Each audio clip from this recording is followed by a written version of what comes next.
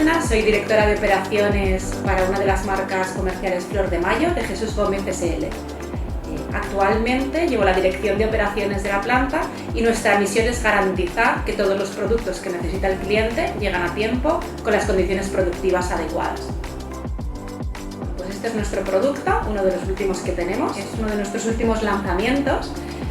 En el proceso productivo comenzamos con el vidrio revisando todo el serigrafiado, ahí revisamos que toda la serigrafía es correcta, le hacemos un loteado para garantizar la trazabilidad y poder hacer el seguimiento de todas y cada una de las botellas. Tenemos un llenado, comprobamos que se grafa, revisamos todos los controles de calidad que necesitamos y al final salen las líneas finalizado, listo para poder llevar a los lineales de nuestros clientes. El año pasado fabricamos más de 5 millones de minicolonias, aunque nuestras líneas están preparadas para poder fabricar aproximadamente 300.000 colonias a la semana, lo que hace más de 15 millones de colonias al año.